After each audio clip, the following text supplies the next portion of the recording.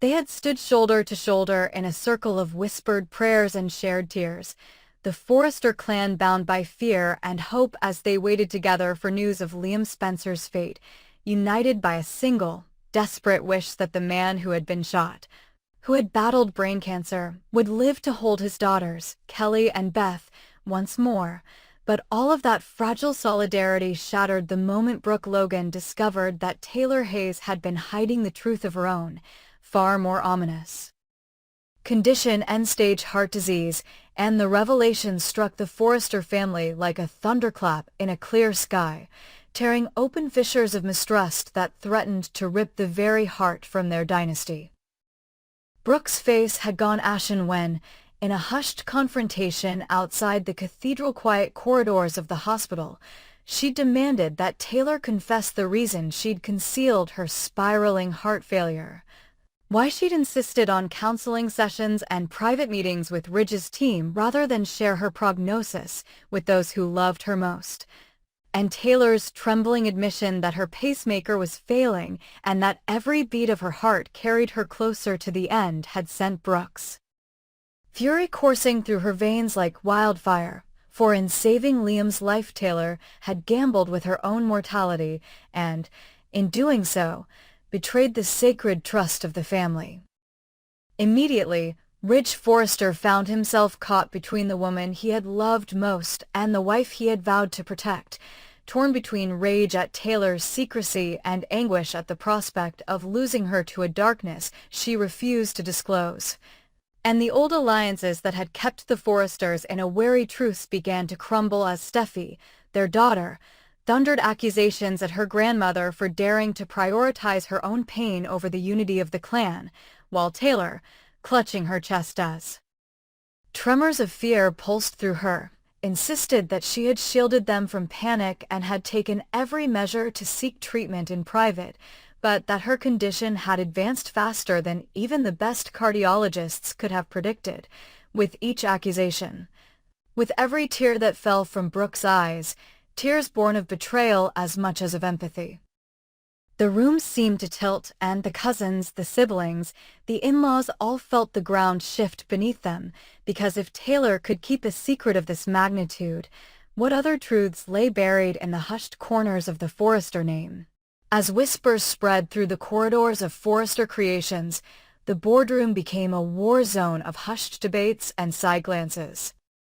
Ridge insisted that Taylor remain at his side, that Brooke's anger was born of stress and grief, yet Brooke countered that no marriage, no matter how storied, could survive when its foundation was built on half-truths and concealment.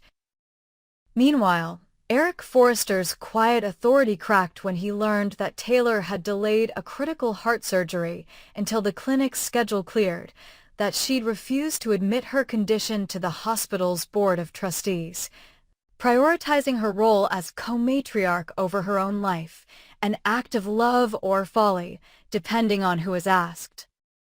And it was this decision, more than any other, that galvanized Steffi and Ridge to insist that Taylor step down from her advisor role at the company, triggering an avalanche of support from younger Forrester siblings who believed that leadership required transparency and that Taylor's secret had endangered not just her own life, but the reputation and stability of the entire Forrester empire.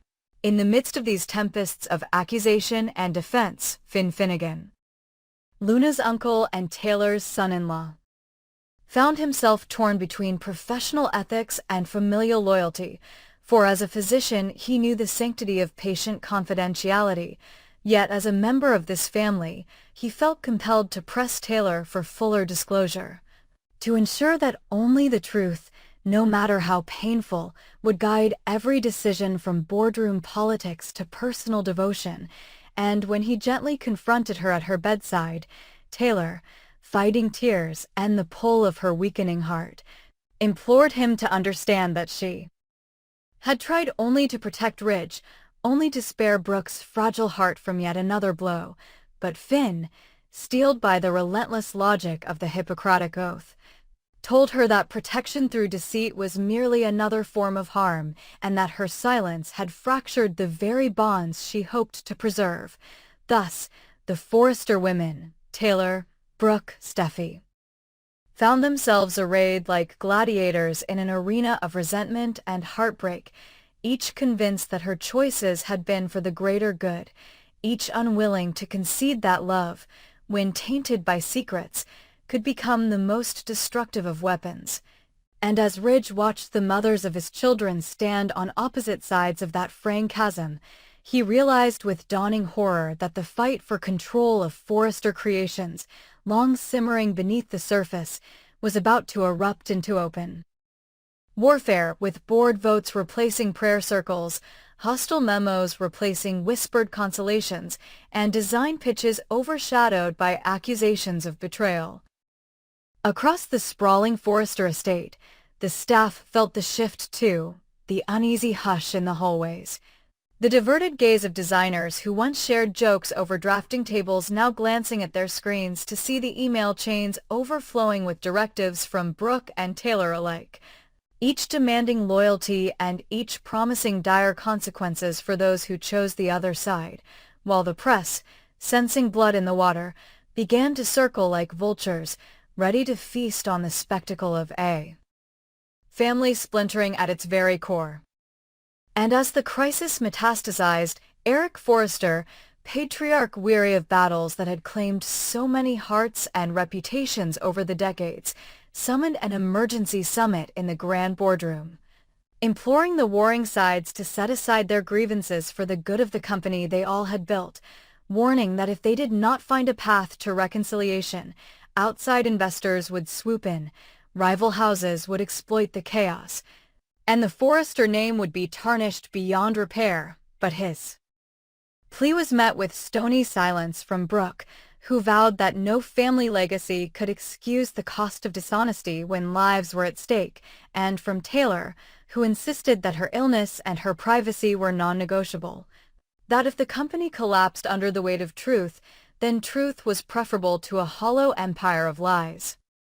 In that moment, as Ridge looked from his stepmother to his wife, from his sister to his daughters, he understood that the unity they had forged in the crucible of Liam's near death had been a fragile truce, and that Taylor's secret had detonated a truth bomb that would redraw alliances, divide loyalties, and propel the Forrester family back into the ruthless power struggle that had defined them for decades. For in the bold and the beautiful nothing remains buried forever, no secret can stay. Concealed when hearts and empires are intertwined, and today the bond of love that had carried them through their darkest hour now threatened to tear them apart completely.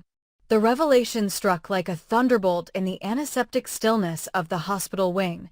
Dr. Anderson, white coat unbuttoned, stethoscope draped around her neck, delivered the verdict in clipped, professional tones that belied its shattering impact.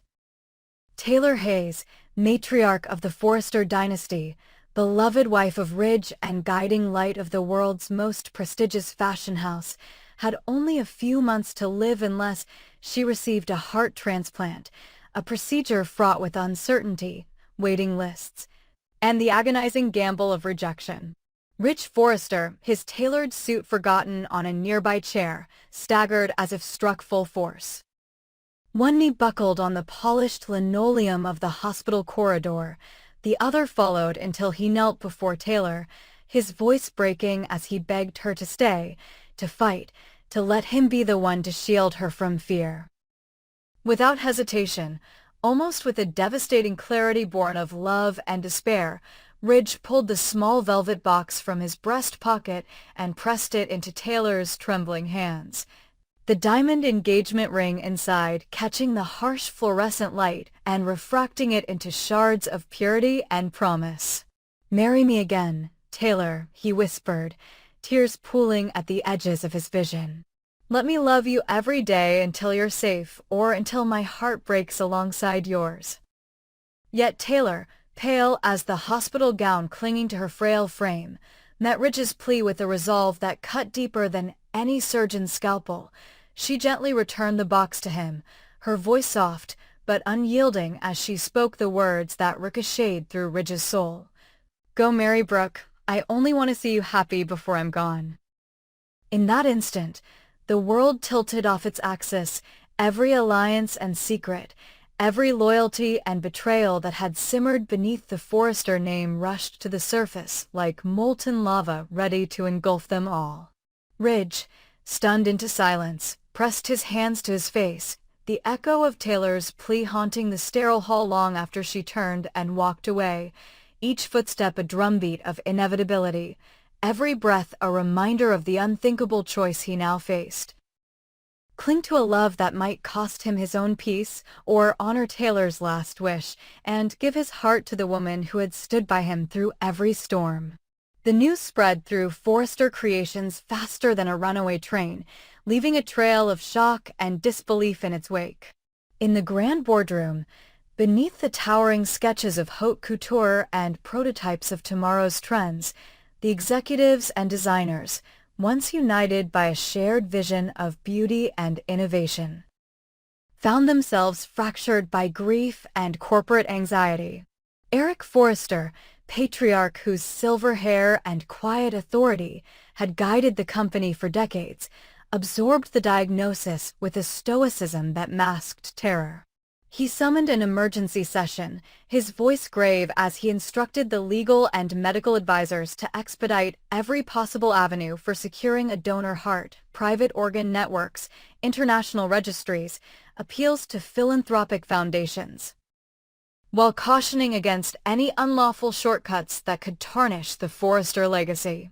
Meanwhile, Steffi, Taylor's eldest daughter and the current face of the brand's flagship line, paced the mahogany floors, her designer heels clicking like a metronome of panic.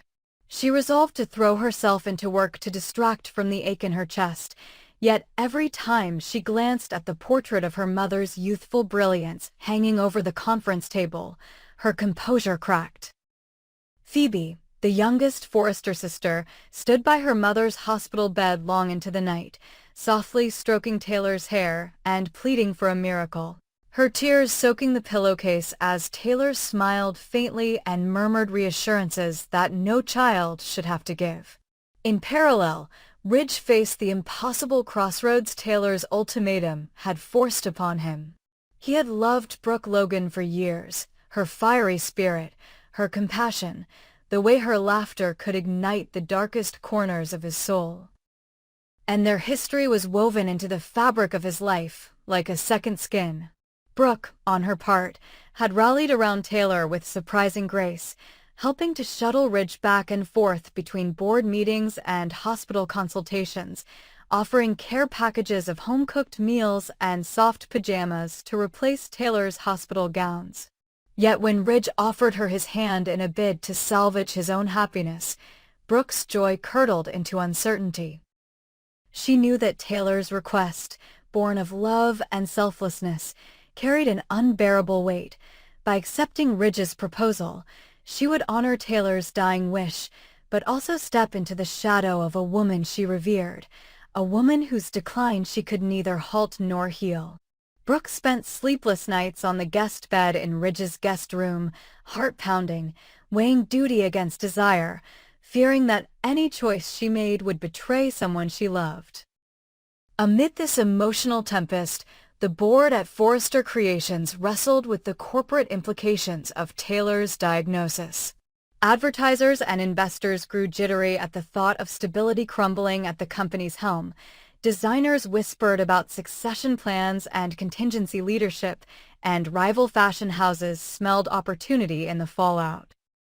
Yet among all this clamor, Zoe Buckingham, the young heiress whose avant-garde collections had turned heads at Fashion Week, emerged as a surprising ally, offering to fast-track her own designs into mass production should Taylor falter. The tension between loyalty and ambition crackled in the corridors as whispers of a takeover bid circulated, and Ridge found himself torn between protecting his family's legacy and shielding Taylor's dignity from the prying eyes of the fashion industry vultures circling overhead. Beyond the marble and glass fortress of Forrester Creations, the Spencer and Logan families braced for impact. Bill Spencer, Ever the opportunist, saw Taylor's plight as both a chance for redemption and a potential wedge to implant Spencer Publications more deeply into the Forrester fold. He dispatched Olivia Spencer to deliver heartfelt condolences to Taylor, presenting a check to cover any costs not insured, while subtly probing the terms of the transplant arrangement. Meanwhile, Hope, Liam, and the entire Logan clan rallied to support Brooke, sending her flowers and messages of encouragement, each reminder that she was not alone in this agonizing crucible. Yet, even as the wider families mobilized, a hush of uncertainty reigned. Would Ridge honor Taylor's parting wish, and if he did, what would that mean for the Forrester-Spencer-Logan alliances that had held for generations? As the days ticked by, Taylor's condition grew more precarious. Hallucinations flickered at the edges of her vision, phantom palpitations shook her frame, and every breath felt like a borrowed moment slipping through her fingers. Yet she remained resolute, refusing offers of assistance that would require public appeals or televised fundraisers. She insisted on private channels, arguing that her struggle should not become a spectacle or a fundraising campaign. In her isolation, she found solace in letters she penned to Ridge. Unsent missives that bled with affection and regret, and in the photographs of their life together, Ridge laughing beside her at the wedding of Eric and Stephanie, Ridge cradling their newborn Phoebe in the forsythia-scented courtyard of a family reunion, Ridge's arm around her in the glow of a Parisian runway show. Each image strengthened her resolve to shield him from further pain, to spare him the anguish of watching her weaken, and to give him permission to seek happiness even as her world dimmed. Yet fate, as always, has a way of intervening. In a quiet moment at dawn, as the hospital rose from its pre-dawn stillness, a phone call shattered the fragile calm.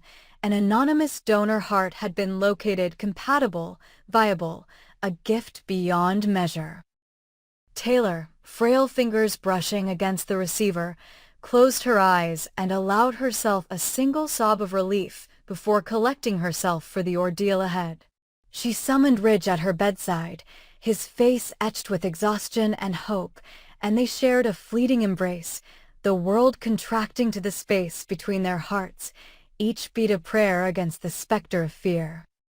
For one precarious hour, they held each other in silence, and Ridge, voice trembling with emotion, brushed a lock of hair from Taylor's forehead and vowed that he would carry her through this, that he would be her shield and her champion, even as she prepared for a surgery that could end in triumph or tragedy.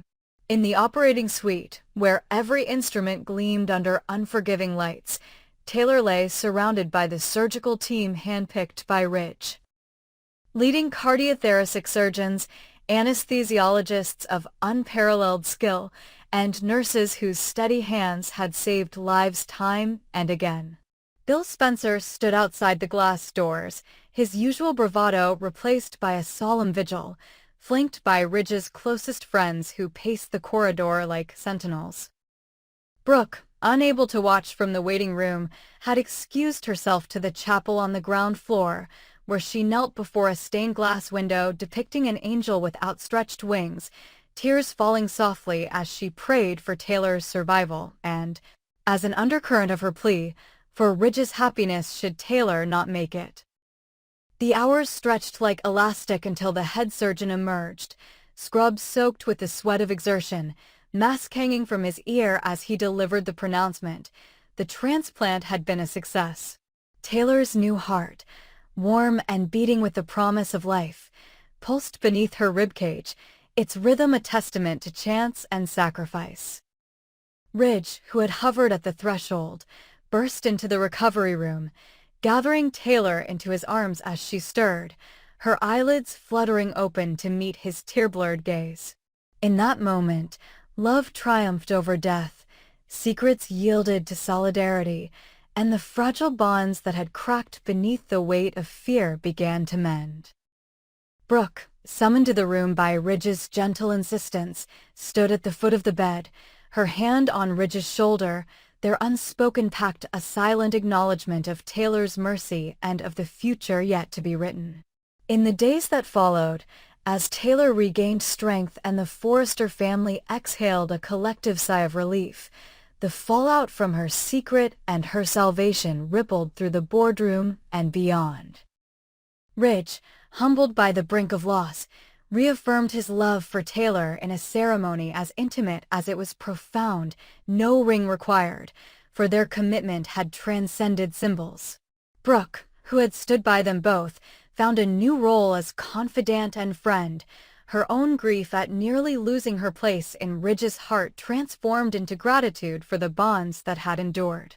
And as Taylor, fragile yet unbowed, returned to the design studio to sketch her first post-transplant collection.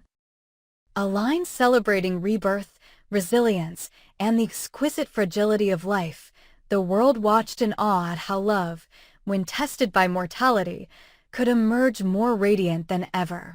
In the saga of the bold and the beautiful, where fortunes rise and fall on a blade's edge and hearts hang perilously in the balance, Taylor's journey became a testament to the power of truth over secrecy, of compassion over ambition, and of a heartbeat, once fading, now renewed, that carried an empire forward into a future shaped by hope.